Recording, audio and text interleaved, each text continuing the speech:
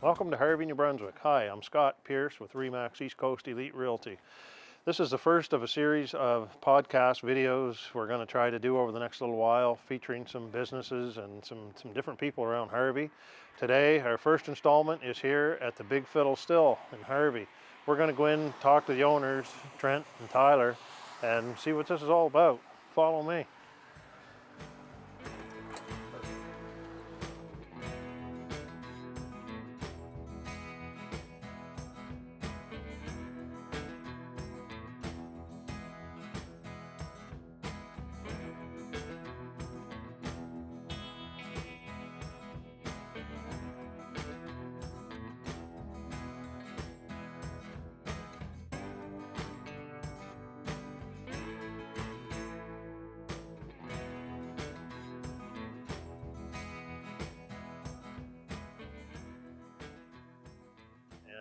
Thanks for sitting down with me, guys, and having a little chit chat here.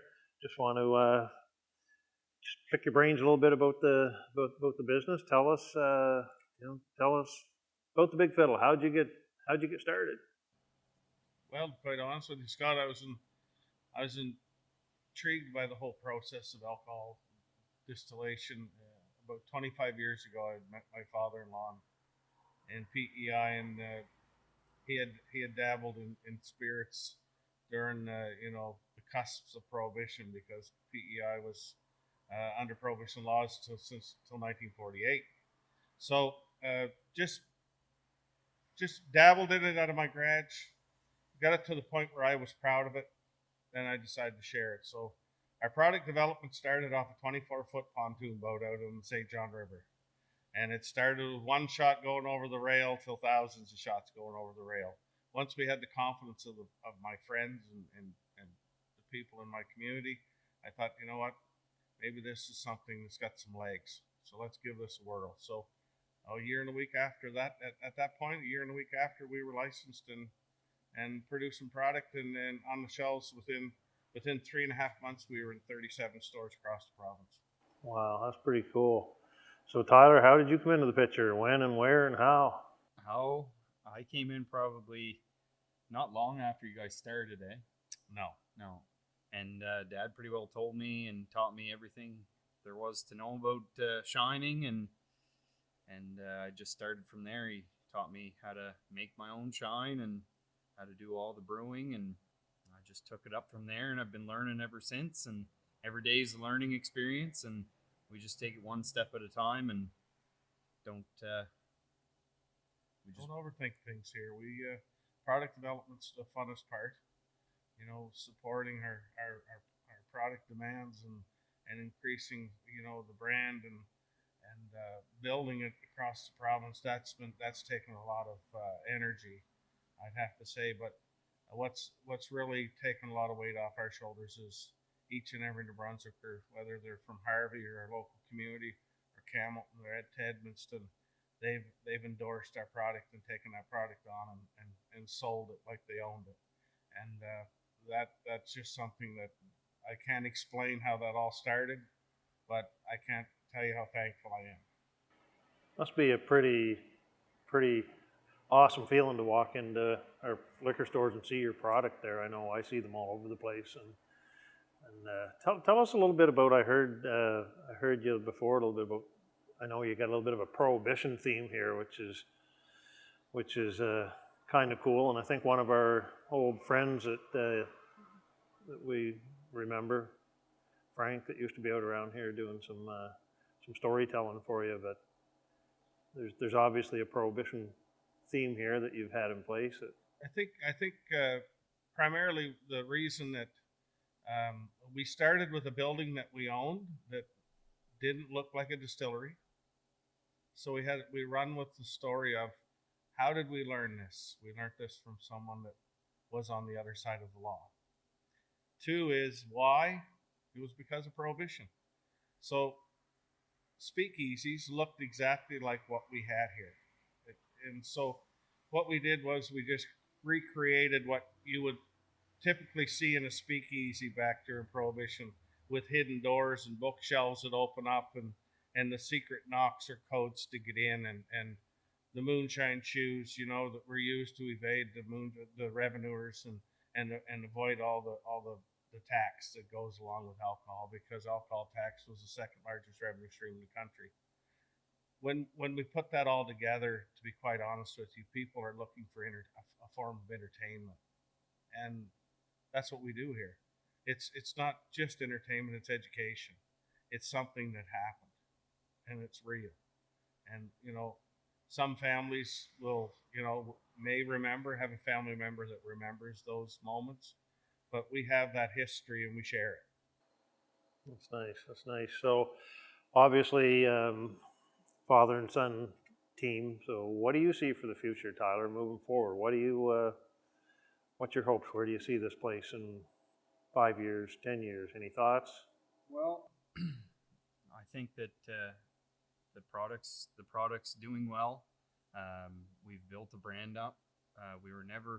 We're still not big, but we were never big to start with. We were a pretty humble startup company. I mean, when we first started making the liquor, we had a little retrofitted beer keg still, and we called him Frankie. And then we moved up to a 40-gallon still, and then now we have, I think, three 100-gallon stills. 3 650-liter stills. Yeah. And as far as where I see myself in the future here is just to be of help and just keep running with your nose to the grindstone and just keep chipping away at it. I mean, it's not an easy business. It's a hard business to be in. We work really hard to do what we do and to have what we have. As Dad had mentioned, I mean, we're extremely thankful for all the local support and the support across Canada as well. We try to help as many people as we can, and we're kind of yes men. We don't say no. We support a lot of community things going on, Christmas mummies, a lot of things for the Lions Club as well. We've done a couple raffles and things like that. So anytime there's something like that, we just step in and do what we can and try to be a part of it. And as far as the future, I mean, I hope we get bigger. I hope we get better. You're looking at the future, Big Fiddle Still. I'm just gonna cut in there. This old boy's gonna go to pasture someday, and Tyler's been innovative. He's created a product here, and it's in our top 3. He's won a national medal. He has the interest and the passion, and we just need to keep putting pride in the bottle, and allow people to continually, support us either by purchases or by promoting, and hopefully both. No, it's so I think there's probably way too much. I don't think we could sit here. We could probably sit here all day and never cover all the questions I probably have for you. But just wanted to give people a little oversight of your business, I guess. But sitting here looking at you guys, I know another, kind of admiring the Big Fiddle shirts and the hats. So you have some swag here for people they want to stop by. We do have, and to be quite honest, our very first shirt, we don't have it here. It is framed. My wife embroidered the logo. We didn't even have shirts to go to our first show with. We've got some very humble beginnings here that we're going to share with people when they come to visit and tell the stories behind it. But now we do have a product line that we buy top of the line because people like to wear quality, and we want people are influencers. So we buy quality. People like to wear it. It promotes our brand. It's a very simple concept. But we have hats, t-shirts, toques, sweatshirts, shot glasses. I mean, you name it. It's we're finally there. We finally made it. No, I'd say you've more than made it. You're definitely a pillar in the community for sure. What's the story on the beaver back there? I see on the big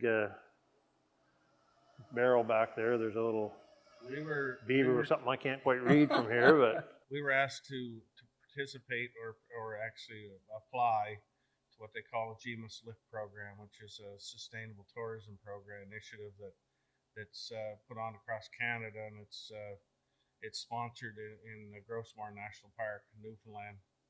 They choose 20 entrepreneurs across Canada, so we put our application in with not a lot of expectation that they would choose us, but they did. So we had to create a product, and our product that we created was, we have a whiskey flavored, and we say that whiskey flavored because that's to be respectful of those that cast in oak barrels and aged 3 years. Our products are all gluten free, but I'm a whiskey drinker, so we call our product that we developed is called New Brunswick Scream. And what we do here is we do a screaming in experience that you become actually an honorary New Brunswicker. It's a bit of trivia about New Brunswick. I tell you things that we love. I tell you about the things that we've invented, and I tell you the things that we're famous for. Once you understand those three concepts, I believe you're ready to become an honorary New Brunswicker. The next step or the leg in the race would be a shot of our New Brunswick Scream, and you kiss my beaver. Well, what can you say to that? That's a good one. Had almost 800 people kiss our beaver this year since February. So our goal is 1,000, and we're going to hit our 1,000 before February. Wow, that's cool.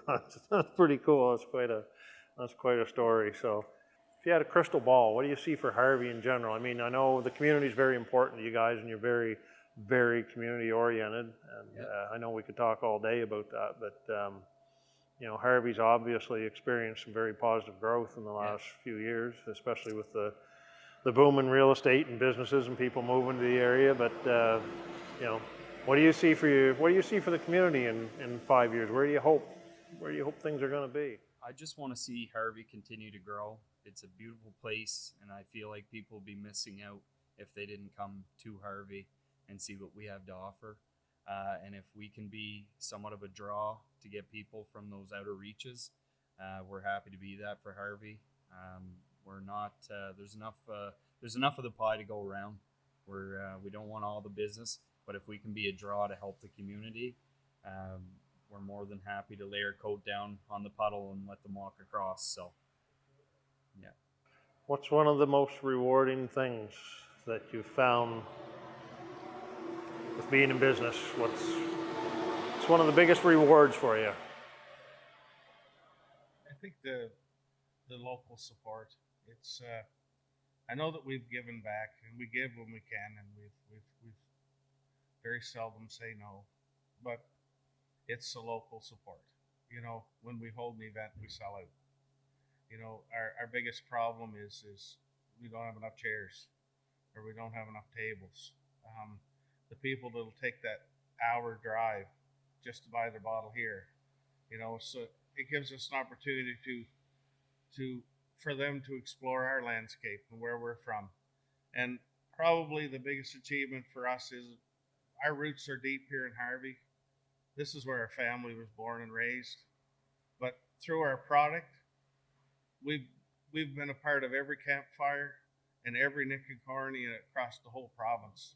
And it's allowed us to be, we're community members everywhere now. Our products allowed us to do that. So I would say that for me, that's my greatest achievement is to be not physically around that campfire, but our products being shared around that campfire a whole way across the province. And I do notice, just another little note to touch on, I see some food trucks in here once in a while, off and on all summer, actually on a pretty regular basis. So that's obviously something that you've incorporated into the whole. We brought in, most of our food trucks are all local, and we're big supporters of local. We sell candles from Hunter's House Bass. We sell products from the Briggs and Little Woolen Mill. I think small businesses do many things for communities. Small businesses actually keep the money in their community. And when I say that, I mean that. It's our food trucks are local. Our products that we have on our shelves are either made here or in our community, and all the local businesses around here are very supportive. So speaking of the product, with your flavor and infused vodkas, what's your favorite? I think it's Although salted caramel is probably the most popular flavor in our lineup, which it is, New Brunswick maple. It's my demographic. It's sustainable. It's renewable. It just checks all the check marks that of a true taste of New Brunswick. Cool. How about you, Tyler? What's your favorite one? My favorite would have to be the Prohibition Blues. Probably has nothing to do with making it. I like the way it tastes, but I also created it, so I guess I'm a little biased about that. But yeah, Prohibition Blues would probably be my favorite. That's fair. That's cool. Yeah. I'm not sure what my favorite is. I think I've tried most of them. I like them all. They're good. But so I can't help but notice you've set a little sample out here, and I'm assuming that's something you call a flight board, is it? That's Yeah, we have those flights made locally here. Actually, Jason Bell just lives outside of Harvey. Has some 3D printers. He makes our flights, and we've actually passed his name on the Fredericton Curling Club, the Curling Club in Harvey, Nackwick, the Waterfront Pub. They get their flights made by him. He does fantastic work, and for us, what's more fitting than a fiddle flight for Big Fiddle products?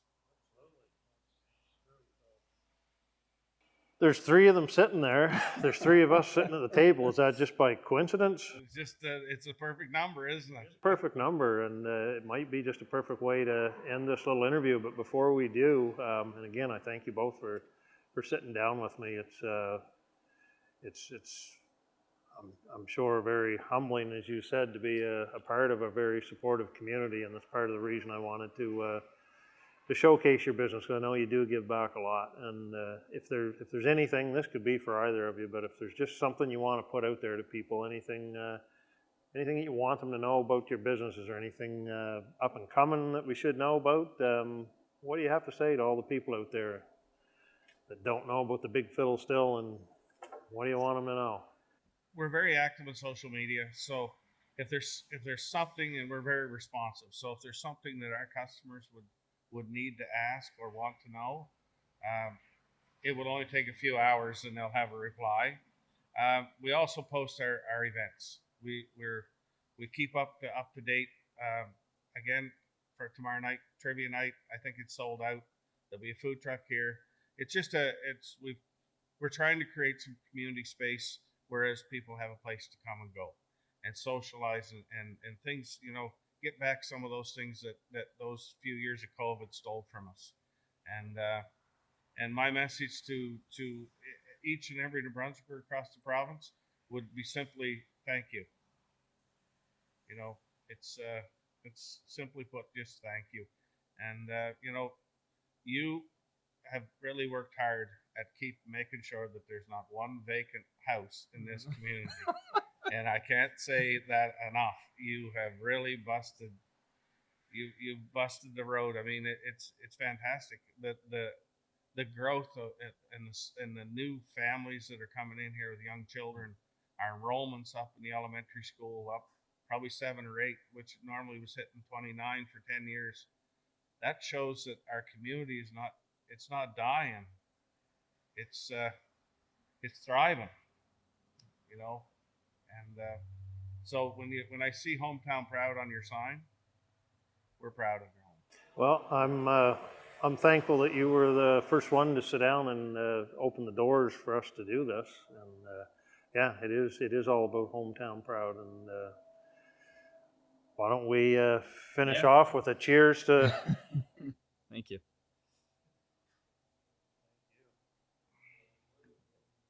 Gentlemen, here's to Harvey, and here's to the community. Cheers. Cheers.